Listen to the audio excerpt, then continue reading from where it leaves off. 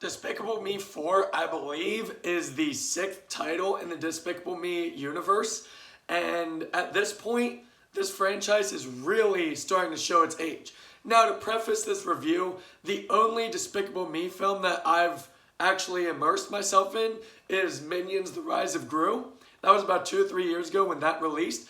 I honestly really enjoyed it. I remember laughing my ass off through most of it. I believe I gave it an 8 out of 10. So now, fast forward to the present, we have Despicable Me 4, which is a complete continuation of Gru and his family's stories. And to get this out there, I'll just give you the good stuff first. So, I strongly respect the introduction scene of this film. I thought the intro was extremely well done. The musical cue at the beginning, the driving to the high school reunion, and the intro of all of the villains that Gru went to school with, as well as his arch nemesis, Maxime. I really dug this introduction and the payoff of it. And the intro also showcases something that went through this entire film. Every action sequence in this film, honestly, this is the very first animated film I've experienced that I kept saying to myself, wow, this has not just good action in it, but it literally has action poetry in this film. Action poetry where think of one-shot action sequences, like no cutaways. It puts you in the thick of it, but you're also able to completely be immersed and see everything that's happening. That is kind of how this film is shot for its action sequences. That's another thing I strongly loved about this film. Now, the comedy of this film is a hit or miss, but there were some scenes where I consistently laughed throughout each scene that were meant to be funny, but sometimes, a lot of times, there were misses for comedy. Now, the main storyline of Gru and his family trying to fit into a new town and a new neighborhood, I always love these kind of stories.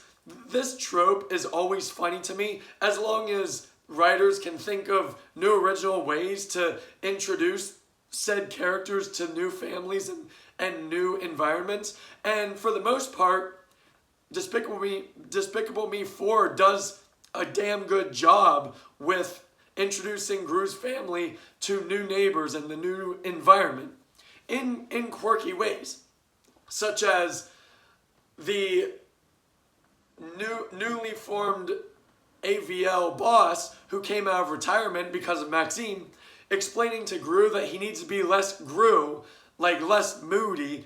That way, in the witness protection, they're not as noticeable of who they are as a family. They have completely new identities and everything. So Gru has to exude himself as a complete new personality, and he does tenfold. He ends up Gru ends up playing tennis with his newfound neighbor Perry, who is as pretentious of a douchebag as they come. He owns his own car dealership and he's rich as fuck, and because of that he thinks that there are only like maybe 2 people in the world that deserve his time. His wife is on the quirky side, but we don't really get anything from her in this film, which is a shame because the 2 small scenes we get from her are relatively funny. Now, I would say hands down the funniest parts would be Gru and his family trying to blend into this new neighborhood. Otherwise, though, outside of that, and outside of the intro, and outside of the sometimes funny scenes, this movie's mostly a miss, and here's why. The comedy is so stale. It's so overdone just in this film alone. Honestly, 90% of the time that the Minions were in the film, they weren't funny. Yes, they were charismatic and charming, but they weren't funny, and their humor in this film isn't even witty. Now, I respect this film because it did the bare bones what it needed to do. In the theater, I would say every child in this theater laughed throughout this entire film. So kudos to this film for doing that at least. But personally, I didn't really find much of this film to be laugh out loud funny. It's funny throughout the film, but it's sporadically funny, and even the humor that I found funny wasn't really all that hilarious. Now, the big explanation for this as to why most of the comedy failed is because the writers kept trying to one-up their own jokes in the same scenes. So a prime example would be AVL transformed 4 or 5 different minions to be superheroes with superpowers. So when the super minions finally get their 15 minutes of fame, they go out into the streets and they do superhero shit and save everybody, which is a great scene. It's shot phenomenally, and here's the thing. Every single minion in this scene gets their moment to shine, and that moment is comprised of 2 comedic parts. The first comedic part is pretty damn funny, but then the writers had to one-up that joke with another joke that just fell completely fucking flat on its face. And that was not just in this scene, throughout the entirety of the film. But a good example is the flying minion superhero. He sees the one window washer falling off of the, I don't know what they're called, but the little landers of giant skyscrapers when window washers are on them to wash the windows. He fell off of one of them, holding on for dear life. So the flying minion comes over and he looks at him. So you think, okay, he's going to save him. But his saving the day kind of thing is he's going to finish squeegeeing the window for him. And that was funny. But the writers wanted to one-up that joke with another joke where the minion threw the wiper back into the bucket fell onto the worker who's still just dangling there, and then the minion flew away. The first half of that act was funny.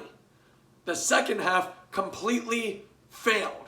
And that was every single funny scene in this entire film. That's not just the superhero scenes, that's every single scene in this fucking film. You get a gut-busting funny joke, and then you get one that's a fail. It's like the writers were like, we're insecure about this joke, so let's just throw out another one just for the sake of quantity. Fuck quality, it's all about quantity. How many times can we get them laughing? And that's really the biggest problem, the biggest flaw with this film. Another flaw with this film is an 85-minute film that has so much story in it, and I do respect Universal and Illumination for actually trying to be ambitious in this aspect. It's not just the story of Gru. It's the story of Gru. It's the story of his family. It's the story of the minions. It's the story of the minions at AVL. It's the story of AVL. It's the story of Maxime, the villain. So I do strongly respect Illumination for trying to inject some mature adult storytelling aspects, the likes of what you see in like Game of Thrones, where it's POV sections. They kind of did that with Despicable Me 4. The problem is that most of the storylines are garbage. Now, if this film focused 85 minutes on Gru and his family trying to fit into this new environment, I think that would have paid off immensely, way better than what they gave us in this 85-minute Despicable Me film. So, overall for me, Despicable Me 4, it has a great intro. It has some great comedy in it, but the comedy is failed by more comedy, and the story is failed by just an injection of boring, redundant storylines.